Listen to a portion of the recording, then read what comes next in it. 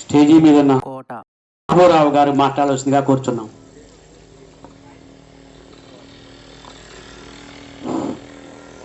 సభకు నమస్కారం. ఎంఈఓ గారు ఇంకా ఇతర ప్రముఖులు మీ అందరికి కూడా నమస్కారం. ఈ రోజుల్లో నారాయణరావు గారికి మరికి ఎందుకు ఈ ఆలోచన వచ్చిందో నాకు తెలియదు, కానీ అసలు రాకూడదు ఈ కంప్యూటర్ యుగంలో. కానీ వారిలో ఎప్పుటాంచో ఈ బీజం వారి మనసులో ఉండబట్టి శ్రీకృష్ణదేవరాయల యొక్క తెలుగు గొప్పతనాన్ని ఆయన గుర్తించి మనందరినీ శ్రమకు ఓర్చి ఒక్కొక్కరికి 3 సార్లు ఫోన్ చేసి ఈ సభా వేదిక మీదకి కాసేపు సంతోషాన్ని మరి తెలుగు యొక్క గొప్పతనాన్ని వివరించడానికి ఇంత మంచి ప్లాట్ఫామ్ని ఏర్పాటు చేసిన మనందరి తరఫున వారికి కృతజ్ఞతలు తెలియజేయాలి. మరి తిరువూరులో కూడా తరచుగా కవి సమ్మేళనాలు జరుగుతూ ఉంటాయి. ఈసారి కవి సమ్మేళనాలు జరిగినప్పుడు మరి తోట ఉమా గారిని మిగతా సభ్యుల్ని సార్ని మరి తప్పనిసరిగా పిలిపించి మన తిరువూరు మండల తరఫున వారిని గొప్పగా సన్మానించాలనేది మరి అది నా విజ్ఞప్తి, నా వ్యక్తిగతమైనటువంటి అభిప్రాయం కూడా. ఇకపోతే తెలుగు భాష ప్రస్తుతం వెంటిలేటర్ మీద ఉంది. తెలుగు భాష హాస్పిటల్ పరిభాషలో చూసుకుంటే వెంటిలేటర్ మీద ఉంది. అలాంటి వెంటిలేటర్ మీద ఉన్న భాషని రూమ్కి షిఫ్ట్ చేశారు. అంటే ఏంటి, బతికించారు సార్. మరి మనలో ఎంతోమంది రాసినటువంటి అనుభవాలు కానీ అవన్నీ కూడా చెప్పడానికి మంచి ప్లాట్ఫామ్ని ఏర్పాటు చేశారు. ఏప్రిల్ నెల ఒక పిల్లోడు వెళ్తున్నాడు. ఒక పల్లెటూరు ఆయన, బాబు నువ్వు ఒక్కడే వెళ్తున్నావు, అమ్మ కానీ నాన్న కానీ రాలేదా అన్నాడంట. నాకు అమ్మా నాన్న లేరండి అన్నాడంట. అదేంటి అమ్మా నాన్న లేకుండా ఉంటావు ఏంటి అని అన్నాడంట. ఆ పక్కనే చదువుకున్న ఆయన వచ్చి, ఏమండి ఆడికి అమ్మా నాన్న అంటే తెలీదు, మమ్మీ డాడీ అంటే తెలుసు అని అంటే, మరి మీ మమ్మీ డాడీ ఉన్నారా అని అన్నాడు. మా మమ్మీ డాడీ ఉన్నారండి, ఇవాళ నన్ను తీసుకుపోవడానికి కుదరకు వాళ్ళు రాలేదన్నాడు. అంటే ఏంటన్నమాట, వాడు చిన్నప్పటి నుంచి తెలుగు సంప్రదాయంలో పిలిచేటటువంటి, అసలు గత 100 సంవత్సరాల క్రితం అయితే అయ్యా, నాన్నగారిని అయ్యా అన్నారు, అన్నాన్ని బోవా అన్నారు. ఈ రెండు బాగలేదని చెప్పేసి సంస్కృతిలో దాన్నేమో అన్నానికి వచ్చారు, దీన్నేమో నాన్నకు వచ్చారు. ఇంకా 2 అడుగులు ముందుకేసి డాడ్ మమ్మీ అంటే ఏంటి, ప్రతి పదాన్ని కూడా భూమిలో పాతేస్తున్నారు. తెలుగు పదాన్ని మమ్మీ డాడ్. మా అమ్మాయి వాళ్ళు సెంటెన్స్లో 9th 8th చదివేటప్పుడు, కానీ అమ్మాయి టైం అవుతుంది స్కూల్కి అంటే, ఎంత అయిందంటే 9:45 అంటే, నువ్వు తెలుగులో చెప్పొద్దు మాకు అర్థం కాదు, ఇంగ్లీష్లో చెప్పు. మనమేమో తెలుగు మీడియం. అప్పుడు 9:45 అంటే గబగబా బ్యాగు చదువుతారు. అంటే వాళ్ళకి టైం కూడా తెలుగులో తెలియదు. అటువంటి దౌర్భాగ్య స్థితిలో మన తెలుగు భాష ఉందని చెప్పుకోసాటానికి సిగ్గుచేటు. ఇంకా కొంతమంది పేరెంట్స్ అయితే, అరే నువ్వు అమ్మా నాన్నని పిలవద్దు, నిన్ను నెలకు 1000 రూపాయలు పెట్టి కాన్వెంట్లో పంపిస్తుంటే మమ్మీ డాడీ అను, పక్కన వాళ్ళ పిల్లలు మమ్మీ డాడీ అంటే నువ్వు అమ్మా నాన్న అంటే మా పరువు పోద్ది అని చెప్పేసి మనమే వాళ్ళని ప్రోత్సహించి మమ్మీ డాడీ అని పిలిపించుకునే స్థితిలో ఉన్నాం ఇవాళ. కాబట్టి కనీసం ఈ రచయితలన్న సంఘం మొత్తం కూడా అది పాటించినా పాటించకపోయినా వాళ్ళన్న ఈ తెలుగులో అచ్చ తెలుగులో మరి మాట్లాడిస్తే బాగుంటుంది. మరి నారాయణరావు గారు ఎన్ని రోజుల నుంచి కృషి పడ్డారో, తపన పడ్డారో, ఎంతమంది సహాయ సహకారాలు తీసుకున్నారో నాకైతే తెలియదు. కానీ మన ఇంట్లోకి 2 మనుషులు వస్తే ఫస్ట్ రోజు బాగానే చూస్తాం, రెండో రోజు వీళ్ళు పోతే బాగుండు అనే స్థితికి చేరాం మనం. దానికి కారణం ఏంటంటే పెట్టలేక కాదు, మన బిజీ లైఫ్ చాకిరి చేయలేక. ఇదివరకు చుట్టాలు వస్తే 3 రోజులు ఉండండి సంచి తీసుకునేవాళ్ళు, ఇప్పుడు సంచి అని చెప్తున్నాం. ఇంకా చెప్పాలంటే బస్ టైమింగ్స్ కూడా చెప్తున్నాం, ఎప్పుడు పోతారా అని. కాబట్టి ఆత్మీయ విలువలు లేవు, ఒక చుట్టాలు లేరు, ఒక పక్కాలు లేరు, 4 రోజులు ఉండటానికి ఎవరు ఇష్టపడటం లేదు. భోజనానికి పెళ్ళికి వస్తారు, చెయ్యి ఇలా అంటాం, బండి స్టార్ట్ చేయటం, మన పిల్లలకి మన మామయ్య పిల్లలు తెలియదు.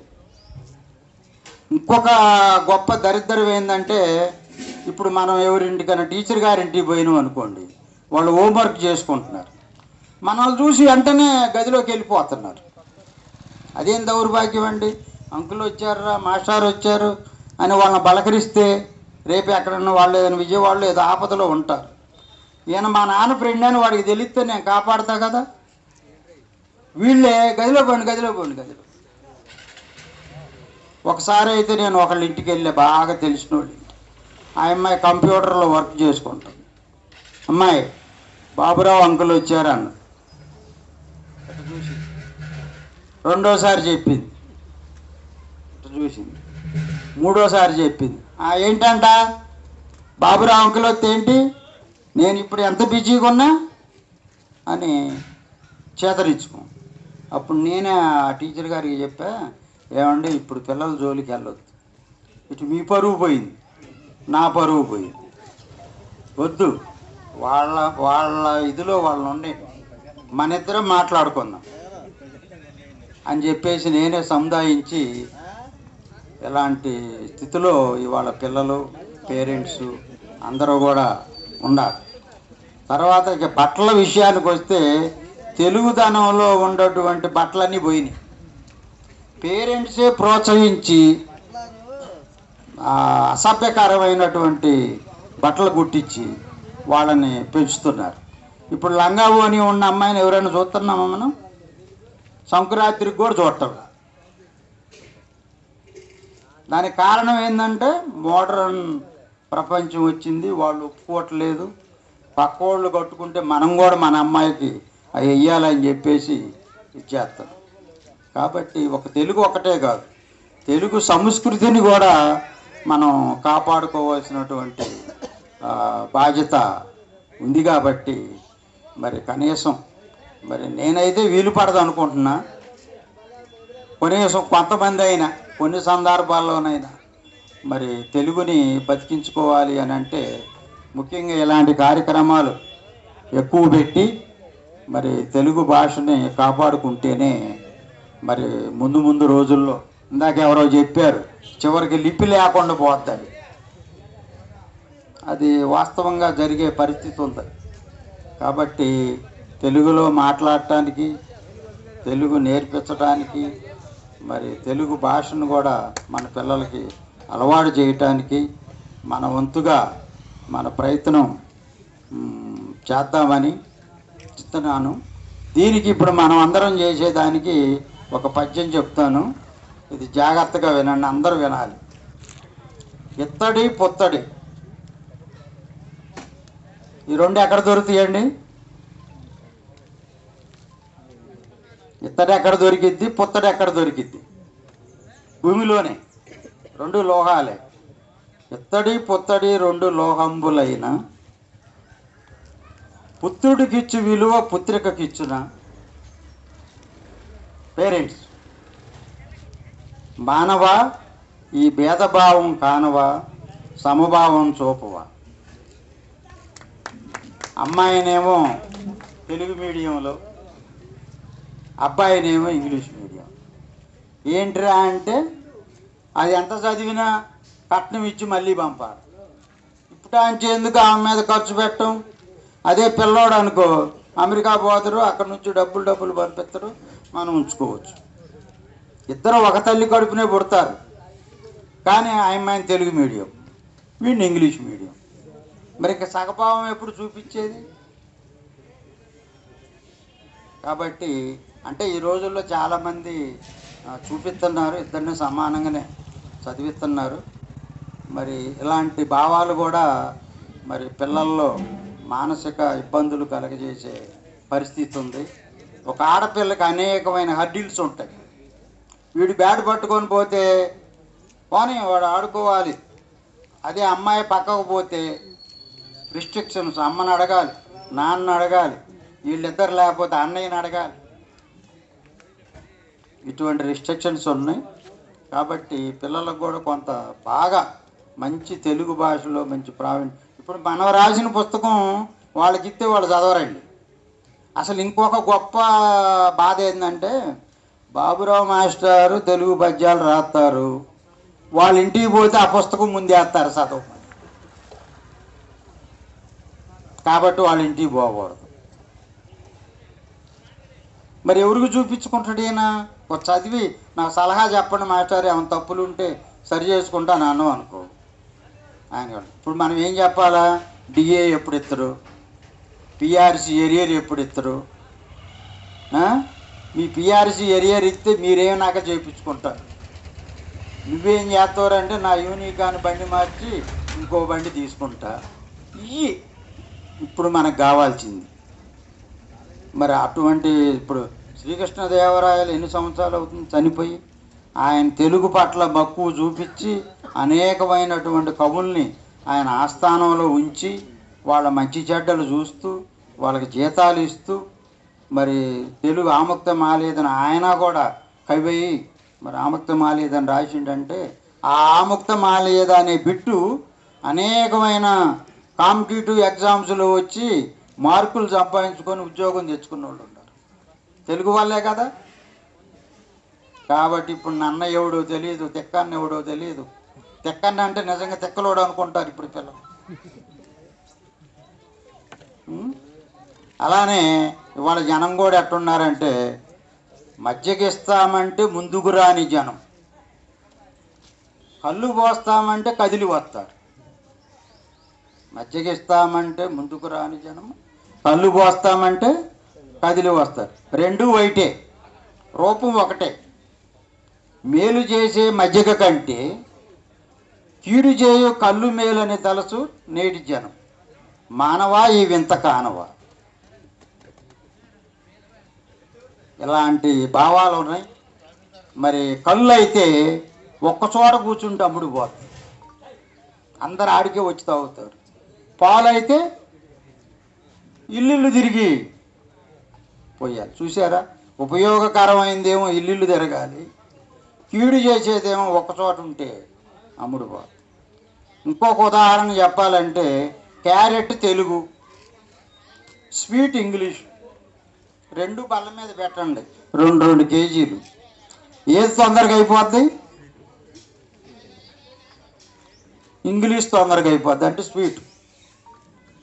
క్యారెట్ చక్కగా తింటే కన్నుకు ఉపయోగం, కానీ క్యారెట్ అలానే ఉంటుంది.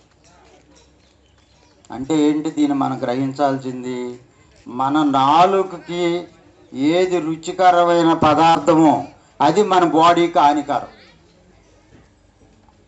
క్యారెట్ రుచికరంగా ఉండదు కాబట్టి దాన్ని ఎవడు అంటుకోవట్లేదు.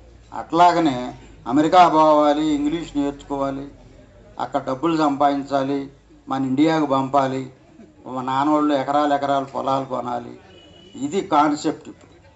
కాబట్టి ఈ స్థితిలో నుంచి కనీసం మరుగున పడిన వ్యవస్థని నారాయణరావు గారు ఈ ప్లాట్ఫామ్ మీదకి ఇంతమందిని రప్పించి ఇంత మంచి మంచి విషయాలు చెప్పుకోవటానికి వారు అవకాశం కల్పించినందుకు మనచా వాష మరి వారికి కృతజ్ఞతలు తెలియజేస్తూ, నాకు ఈ అవకాశం ఇచ్చినటువంటి పెద్దలందరికీ నమస్కారం తెలియజేస్తూ ముగిస్తున్నాను.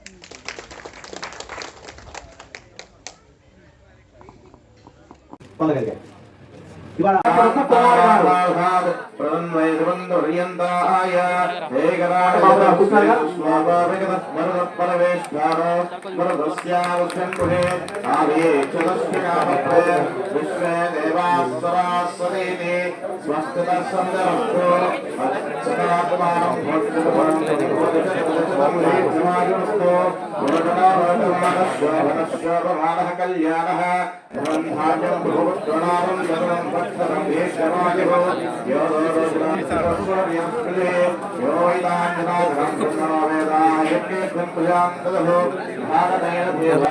ఆయుష్యంభుద్ధరే ధానా ఇంద్రవరస్పురాః ఇంద్రవరస్పుదేవ దేవతాం